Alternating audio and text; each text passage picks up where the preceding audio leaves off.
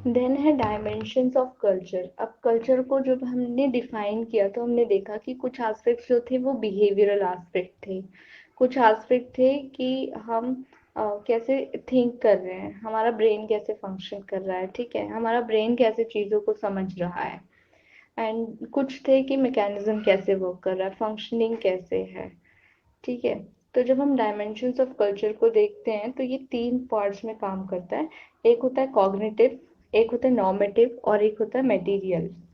तो जो cognitive part है उसका मतलब है कि हम कैसे लर्न करते हैं किसी भी चीज़ को प्रोसेस करने के लिए, फंक्शन करने के लिए। तो हम चीज़ों को सुनते हैं, देखते हैं एंड उससे अपना एक खुद का मीनिंग बना लेते हैं। तो वो किसके अंदर आता है कि हमारी कॉग्निटिव एबिलिटी है, हम कॉग्निटिवली उसको समझ रहे हैं, कल्चर को समझ रहे हैं, ठीक है। देन नॉर्मेटिव में आता है कि हमें क्या रूल्स ऑफ कंडक्ट है, हमारे क्या रूल्स हैं कि हम कोई चीज़ करेंगे तो वो सही है या गलत है, तो वो हम एक रूल्स बना लेते हैं, हम उसको उस तरीके से समझते हैं। जैसे कि चोरी करना गलत है तो हम चोरी नहीं करेंगे, ठीक है। तो वो हमारा नॉर्मेटिव बिहेवियर हो गया। या किसी के लेटर्स पढ़ना गलत है तो हम किसी के लेटर्स नहीं पढ़ेंगे, तो वो नॉर्मेटिव बिहेवियर में आ गया।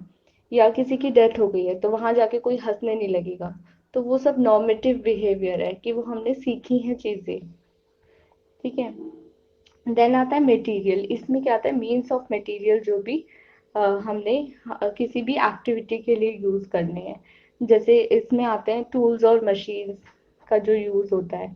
अब हम कोई इंटरनेट पे चैटिंग यूज कर रहे हैं, ठीक है, चैटिंग कर रहे हैं, या फिर हमने कोई आर्ट सीखी है, हम कुछ चीज बना रहे हैं, तो वो कैसे कल्चर को डिफाइन करेगी, वो सब चीजें इसके अंदर आती हैं।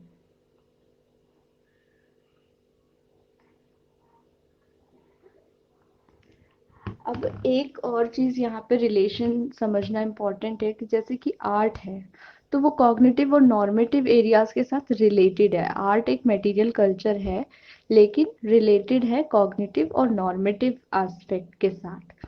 क्योंकि जब तक आप उसके उसको अपने उसको सीखेंगे नहीं, ठीक है, आप कोई भी आर्ट है उसको पहले समझोगे, सीखोगे, फिर देखोगे कि वो सोसाइटी के अंदर कैसे है, ठीक है, कैसे उसका क्या प्लेस है या कैसे वो की जा रही है ऑलरेडी, देन आप उसको सीखोगे, ठीक है। तो ये तीनों चीजें आपस में रिलेटेड है। देन है कॉग्निटिव एस्पेक्ट। तो कॉग्निटिव एस्पेक्ट में क्या है कि कॉग्निटिव जो एस्पेक्ट है ना, इसको पहचानना थोड़ा सा डिफिकल्ट है, क्योंकि जो मटेरियल एस्पेक्ट है वो काफी विजिबल होता है, ऑडिबल होता है, आप उसको इजीली आइडेंटिफाई कर सकते हो कि ये मटेरियल एस्पेक्ट है, ठीक है, कल्चर है, आप उसको देख सकते हो, ठीक है। अ, और जो नॉर्मेटिव एस्पेक्ट है वो जो यूजुअली होते हैं बिहेवियर या स्टेटेड, आपको बोल के बताई जाने वाली चीजें होती हैं, तो आप उनको भी पहचान सकते हो कि ये नॉर्मेटिव चीज है। देन कॉग्निशन जो है उसका सिंपल मीनिंग जो है वो ये है कि आप किसी आपको जो भी इंफॉर्मेशन दी जा रही है ना, आप उससे क्या सेंस बना रहे हो, ठीक है, आपको एनवायरनमेंट से या सोसाइटी से जो भी इंफॉर्मेशन मिल रही है उससे आप क्या सेंस बना रहे हो, वो होता है कॉग्निटिव एस्पेक्ट कल्चर का। जैसे कि लिटरेट सोसाइटीज में क्या होता है कि बुक्स या डॉक्यूमेंट्स पढ़ के, लाइब्रेरीज में जाके लोग अपनी चीज़ें पढ़ते हैं एंड देन उससे एक अंडरस्टैंडिंग, एक सेंस बना लेते हैं, ठीक है। वही नॉन लिटरेट सोसाइटीज में क्या होता है, अगर उनको कोई भी चीज़ ट्रांसमिट करनी है, लोगों तक पहुंचानी है, तो वो प्लेज या ओरली करके उनको बताते हैं, ठीक है, एंड इस चीज़ को फिर प्रमोट करते हैं। अब जो ओरली और राइटिंग के थ्रू जो चीज़ें बताई जा रही है उनमें काफ़ी डिफरेंस होता है। अब वॉल्टर ऑन्ग एक राइटर हैं जिन्होंने एक बुक लिखी है ओरलिटी एंड लिटरेसी के ऊपर, जिसमें ये डिस्टिंग्विश किया गया है कि ओरल जो चीज़ें बताई जा रही है या लिख के जो चीज़ें बताई जा रही है, दोनों में डिफरेंसेस होते हैं, ठीक है। जो रिटन डाउन चीज़ें हैं उनके अंदर उनकी एक स्पेसिफिक कैरेक्टरिस्टिक्स होती है। जैसे कि वो बहुत ज़्यादा इलेबोरेटेड होती है, बहुत ज़्यादा एक्सप्लेन की गई चीज़ें होती हैं, जबकि जो ओरली आपको जो चीज़ें बताई जा रही है उसमें बहुत ज़्यादा रेपिटेशन ऑफ वर्ड्स होता है ताकि आप उसको इजीली रिमेम्बर कर सकें, ठीक है, उसको याद रख सके लंबे टाइम तक, ठीक है। तो ज़्यादा से ज़्यादा वर्ड्स उसमें रिपीट होते हैं। जो ऑडियंस होती है ओरल परफॉर्मेंस की, वो बहुत ज़्यादा रिसेप्टिव होती है और बहुत ज़्यादा इंगेज करती है। इंगेज इसलिए करती है ताकि वो उस कॉन्टेक्स्ट को समझ पाए और उसको याद रख सके। ठीक है।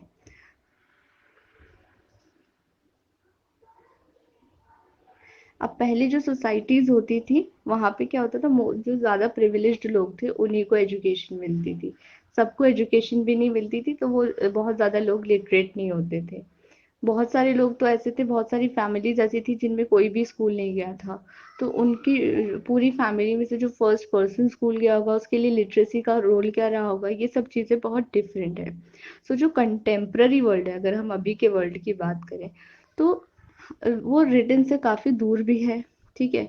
अब हम क्या करते हैं, बहुत सारी चीज़ें लिख के करते हैं या ऑडियो से करते हैं या विजुअल रिकॉर्ड्स के थ्रू करते हैं। ठीक है। अब जैसे क्लासिकल म्यूजिक है, अगर किसी को क्लासिकल म्यूजिक समझना है या सीखना है, तो उनके जो टीचर्स होंगे वो उनको ये नहीं कहेंगे कि हम क्लासिकल म्यूजिक तुम्हें सिखा रहे हैं, चलो इसके नोट्स बनाओ या लिख के तुम इसको याद करो।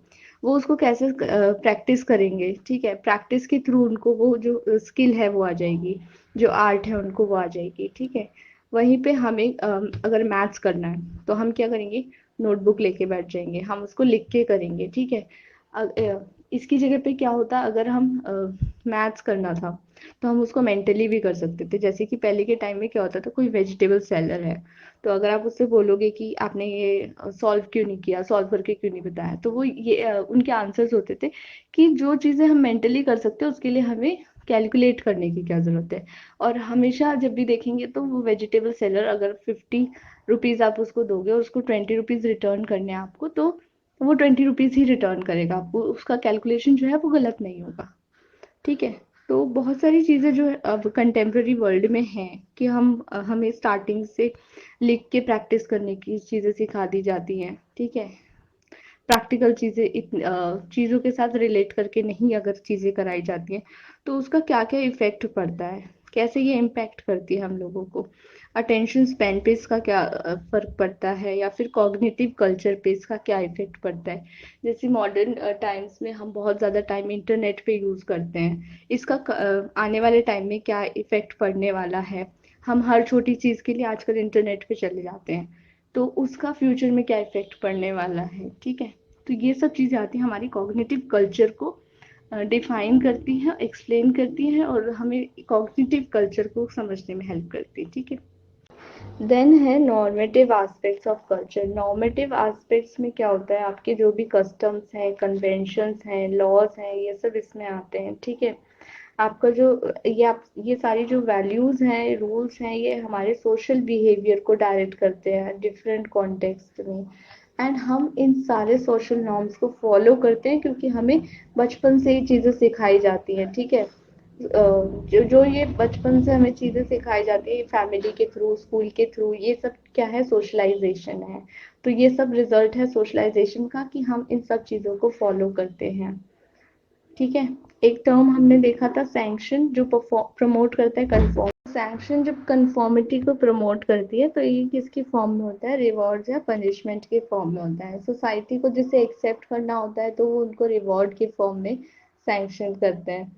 एंड अगर उनके अगेंस्ट आप कुछ करोगे तो फिर आपको पनिशमेंट मिलेगी। ठीक है। तो देन है बॉर्ड्यू, ये एक फ्रेंच सोशियोलॉजिस्ट हैं। इन्होंने बताया कि इम्प्लिसिट रूल्स, लॉज है, एंड ये जो नॉर्म्स है ना, ये इम्प्लिसिट रूल्स है, यानी कि ये हमारे अंदर है, हमारे अंदर से हमें पता होता है कि हम क्या कर रहे हैं। एंड लॉज जो है वो एक्सप्लिसिट रूल्स हैं, यानी कि ये कोई और एक्सरसाइज करता है हमारे ऊपर। ठीक है। तो इन्होंने हेल्प किया कल्चर के नॉर्म्स को समझने में और इम्प्लिसिट अंडरस्टैंडिंग्स को समझने में। इसका एक एग्जाम्पल दिया है कि अगर हमें कोई गिफ्ट देता है, किसी ने हमें गिफ्ट दिया, अगर हम तुरंत ही उसको कुछ रिटर्न करने का सोचें कि हम ये रिटर्न गिफ्ट दे देते हैं इसको, तो वो एक अच्छा जेस्चर के फॉर्म में नहीं आएगा, एक फ्रेंडली जेस्चर नहीं शो करेगा, बल्कि वो ये शो करेगा कि आप उसको रिटर्न करना चाहते हो, कोई फेवर लगेगा। ठीक है। कि ओके, इसने मुझे इतना दिया है तो मैं इसको ये रिटर्न कर देता हूँ, मैं क्यों किसी का ये रखूं, अपने ऊपर एहसान रखूं। ठीक है। या इसने मेरे लिए ये किया है, मैं क्यों इसको अपने ऊपर रखूं, तो मैं उसको वापस कर देता हूँ। तो ये इसका एक एग्जाम्पल है। ठीक है, कि ये आपने अपने अंदर से ही सोच लिया है। तो ये एक इम्प्लिसिट अंडरस्टैंडिंग हो गई कल्चर की। देन है एक लॉ। ये क्या है, एक फॉर्मल सैंक्शन है। अब यहाँ पे कौन रूल कर रहा है, गवर्नमेंट रूल कर रही है, ठीक है। अब सारे सिटीजन्स को ये फॉलो करना पड़ेगा। इसका एग्जांपल है, जैसे कि कोई लॉ है वो सबके लिए है, ठीक है। इसमें अगर आप लॉ को वायलेट करोगे तो आपको पेनल्टीज मिलेगी, पनिशमेंट मिलेगी, ठीक है। देन नॉर्म और लॉ में क्या डिफरेंस है।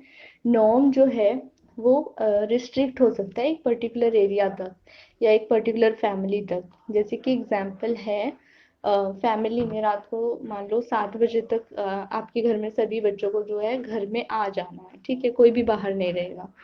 बट अगर कोई इस रूल को तोड़ता है तो फैमिली जो है उसको डांटेंगे, ठीक है।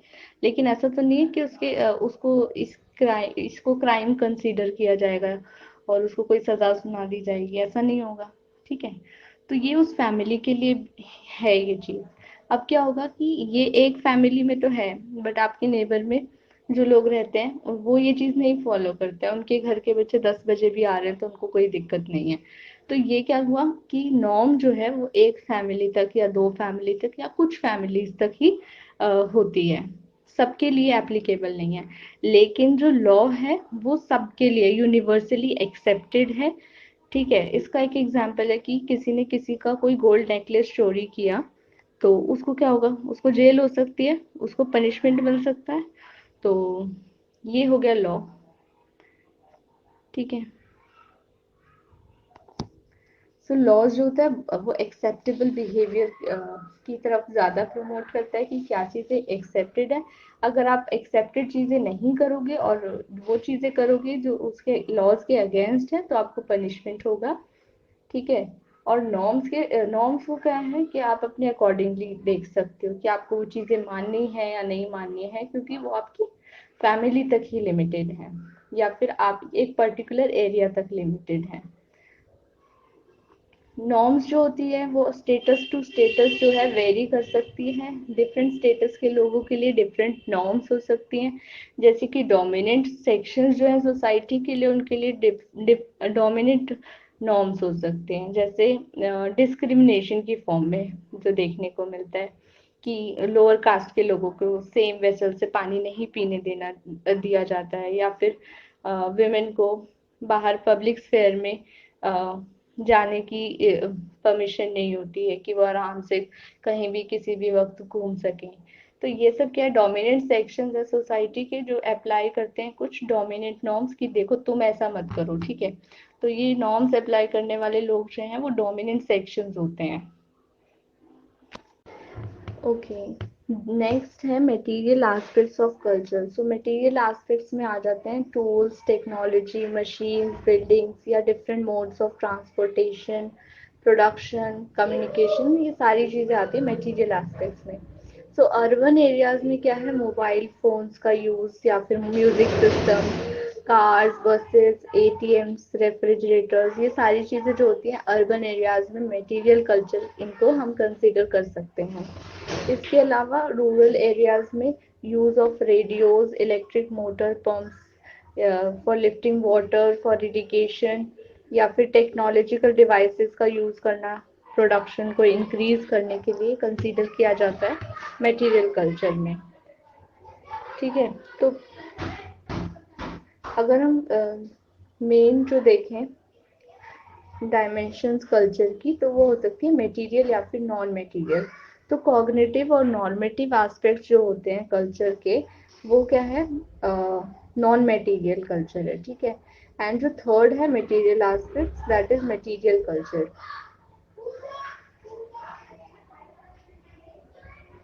मटेरियल डायमेंशन जो है उसमें basically production and quality of life को इंक्रीज करने वाली सारी चीज़ें होती हैं।